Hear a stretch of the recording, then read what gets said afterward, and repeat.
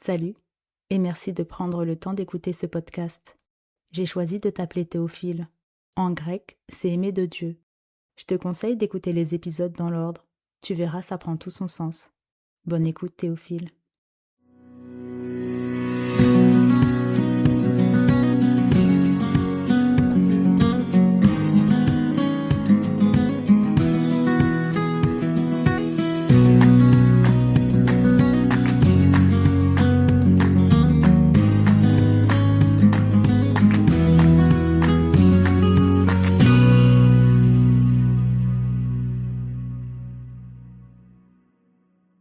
Quand cela arrivera-t-il ? Les disciples vinrent en particulier lui faire cette question. Dis-nous, quand cela arrivera-t-il et quel sera le signe de ton avènement et de la fin du monde ? Matthieu 24, verset 3. Ok, cher Théophile, on remonte dans le temps. Nous sommes à Armero en Colombie, 9 à 10 mois avant l'une des éruptions les plus meurtrières de ce siècle, sans raison valable, qui aura lieu le 13 novembre 1985. À cette époque, les volcanologues colombiens et étrangers annoncent que le volcan glaciaire sort de sa phase dormante. Les autorités annoncent « Le volcan montre une activité normale pour un volcan actif ». Puis, pendant les 5 mois qui précèdent l'événement, le volcan montre des signes avant-coureurs d'un danger potentiel, entre autres des colonnes de cendres, odeurs de soufre et séismes ressentis par la population pendant 5 mois. Dès les premiers signes, les autorités annoncent « Nous surveillons la situation et les scientifiques suivent l'évolution du volcan ».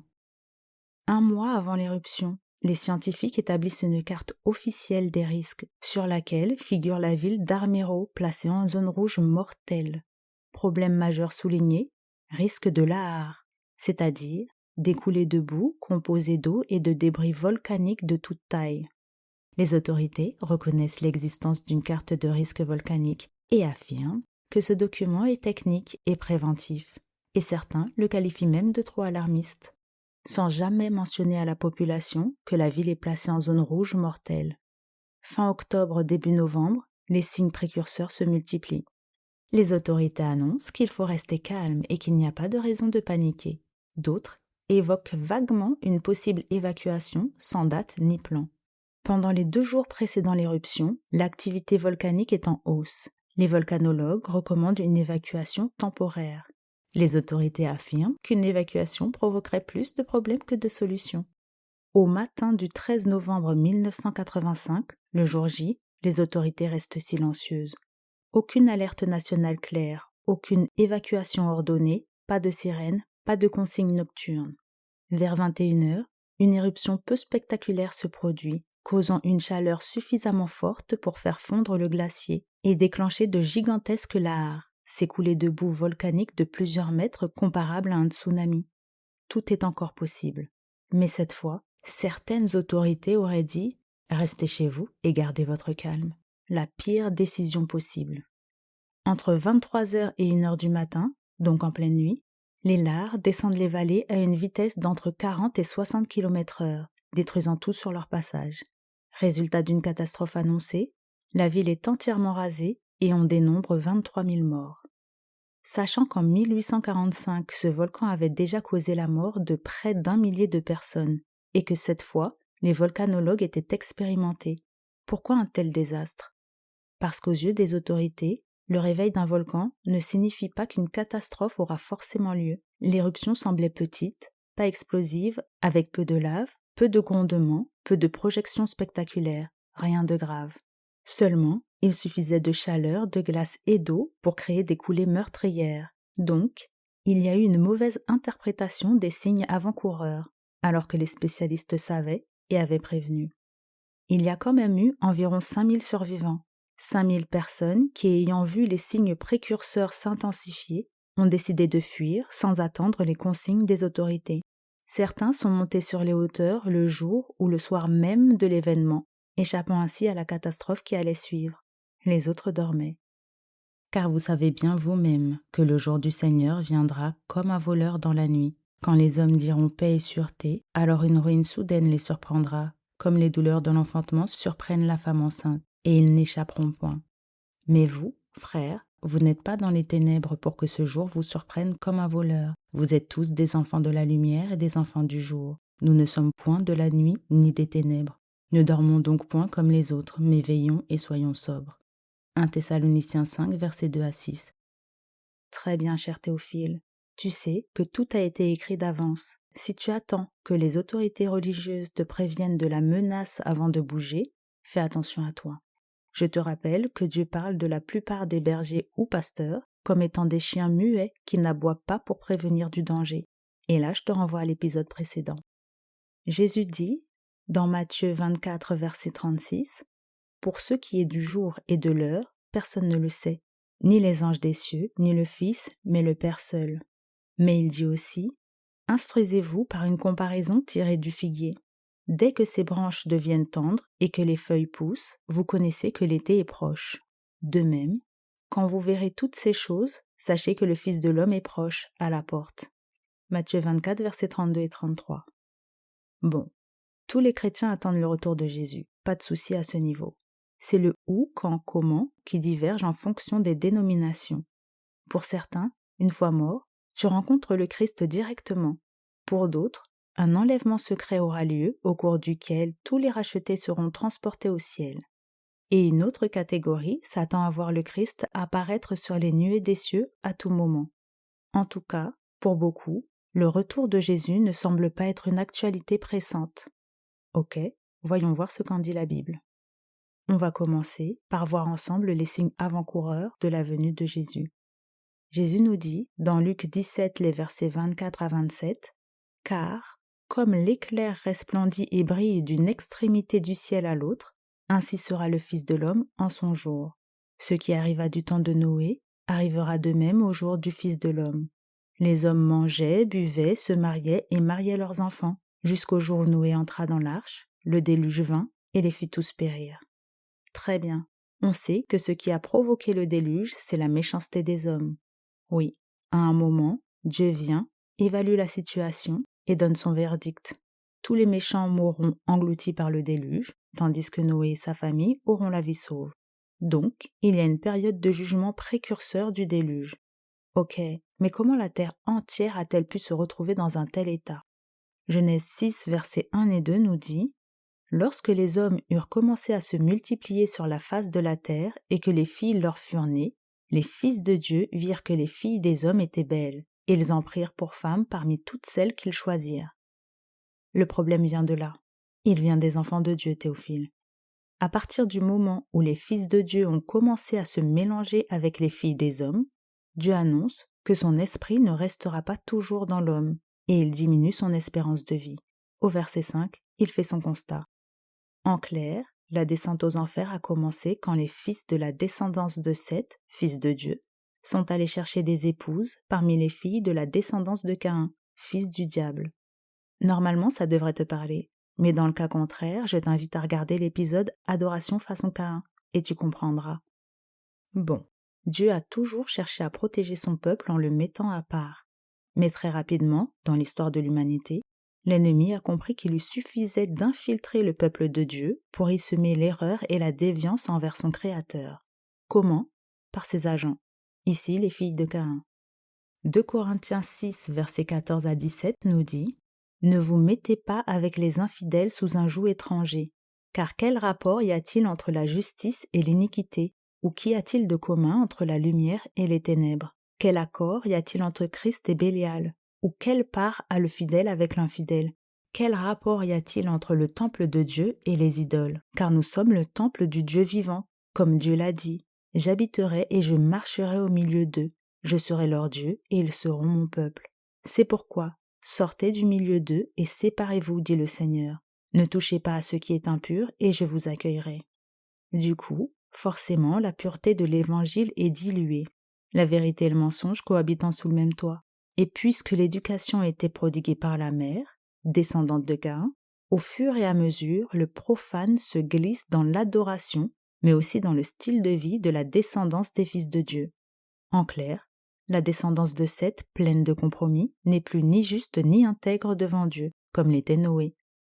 Est-ce que tu comprends, Théophile? Tu ne peux pas te mettre en couple avec n'importe qui. et le fait qu'il ou elle aille à l'église n'en fait pas un fils ou une fille de Dieu pour autant. Ici, on parle d'une alliance entre convertis et inconvertis, entre croyants et incrédules. Difficile de faire le tri? Si tu demandes à Dieu, il t'éclairera. Et pour rappel, Théophile, dans la Bible, une femme représente aussi une église. Quand les fils de Dieu se mélangent avec des églises se basant sur la pensée ou la volonté humaine plutôt que sur la parole de Dieu, c'est dangereux, puisque presque tout ce qui était établi finira par être remis en cause sur des bases fallacieuses. Le déluge est une conséquence directe de mauvaises unions et d'alliances malheureuses au sein du peuple de Dieu. Très bien. Tu arrives un peu à nous situer, Théophile? Pas encore? On continue. Luc 17, versets 28 à 30 nous dit « Ce qui arriva du temps de Lot arrivera pareillement. Les hommes mangeaient, buvaient, achetaient, vendaient, plantaient, bâtissaient. Mais le jour où Lot sortit de Sodome, une pluie de feu et de soufre tomba du ciel et les fit tous périr. Il en sera de même le jour où le Fils de l'homme paraîtra. » Le temps de Lot à Sodome est une période particulière durant laquelle tous les excès étaient permis à échelle globale.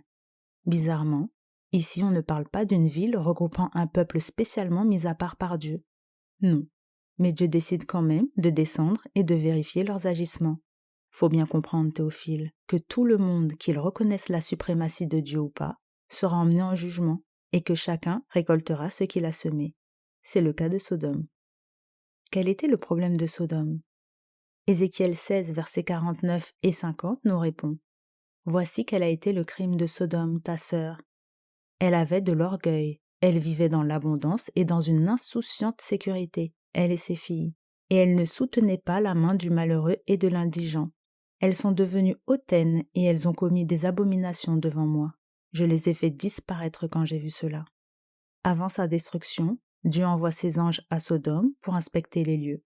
Toute la population de la ville, à échelle globale, d'un commun accord du plus petit au plus grand, vient et annonce sa volonté de connaître violemment les anges de Dieu venus sous forme humaine. Et pour rappel, Théophile, connaître c'est yada en hébreu, qui signifie connaître intimement, donc de la même manière qu'Adam connut, ou yada Ève, pour enfanter Caïn. Pourquoi violemment? Parce que lorsque Lot essaye de protéger les anges, les gens de la ville déclarent « Eh bien, nous te ferons pire qu'à eux ». C'est cet événement qui scelle le sort de la ville, et le verdict final s'abat sur Sodome et sur les villes voisines, ayant les mêmes comportements et les mêmes pratiques. Ce qui, à échelle internationale, il y a tout juste 35 ans, était considéré par l'OMS comme étant le fait d'une maladie mentale, et on parle bien ici de pratiques homosexuelles, est devenu ou devient une norme un peu partout dans le monde. Mais attention Théophile, ça n'a rien à voir avec une maladie mentale. Ça n'est rien d'autre qu'une attaque de l'ennemi, tout comme l'adultère, le mensonge ou tout autre péché, afin de provoquer Dieu personnellement en s'attaquant à ses créatures directement, puisque c'est ce que Satan passe son temps à faire. Et ce, dans le but d'amener le plus grand nombre de personnes à subir la même sanction que lui, la mort éternelle. Toute l'impudicité qui régnait dans ces villes à l'époque a d'abord été amenée, puis vulgarisée par un membre particulier au sein de nos foyers, ta télé. Et tout le monde est touché. Tes enfants vont à l'école? Ils les éduquent à la théorie du genre et toutes les catastrophes qui vont avec, provoquant chez nos tout-petits une perte d'identité et de repères, et ce, à l'échelle mondiale. Et c'est ainsi que s'accomplit ce que dit Jésus. Ce qui arriva du temps de Lot arrivera pareillement. Dans le cas de la génération de Lot, comme pour celle de Noé, les gens vivaient leur vie normalement. Ils mangeaient, buvaient, se mariaient, bâtissaient dans l'insouciance, jusqu'à ce qu'un événement destructeur arrive soudainement sur eux, tout aussi subitement que les laves, provenant du volcan, s'étaient abattus sur la ville d'Arméro, alors que les autorités s'étaient écriées « paix, paix », et que chacun dormait tranquillement. Mais dans ces trois cas, il y a eu des avertissements et des signes avant-coureurs. Très bien, ça devrait être plus clair maintenant. Mais il y a d'autres signes annonciateurs de la fin du monde. 2 Timothée 3, versets 1 à 7 nous dit « Sache que dans les derniers jours, il y aura des temps difficiles, car les hommes seront égoïstes, amis de l'argent, fanfarons, hautains, blasphémateurs, rebelles à leurs parents, ingrats, irreligieux, insensibles, déloyaux, calomniateurs, intempérants, cruels, ennemis de gens de bien, traîtres, emportés, enflés d'orgueil, aimant le plaisir plus que Dieu, ayant l'apparence de la piété, mais reniant ce qui en fait la force. Éloigne-toi de ces hommes-là.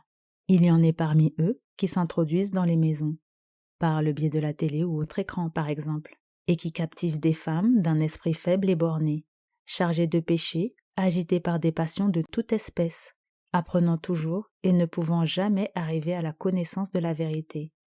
Matthieu 24, verset 12 ajoute « Et parce que l'iniquité se sera accrue, la charité du plus grand nombre se refroidira. » Et je termine par Luc 21, verset 9 à 11. « Quand vous entendrez parler de guerre et de soulèvement, ne soyez pas effrayés, car il faut que ces choses arrivent premièrement, mais ce ne sera pas encore la fin. » Alors il leur dit « Une nation s'élèvera contre une nation, un royaume contre un royaume. Il y aura de grands tremblements de terre, et en divers lieux des pestes et des famines. Il y aura des phénomènes terribles et de grands signes dans le ciel. » Alors, tu as certainement déjà entendu dire, ou peut-être même dit, « Oui, mais du temps de ma grand-mère, on entendait déjà dire que Jésus reviendrait bientôt. » Oui, ça nous est sûrement arrivé.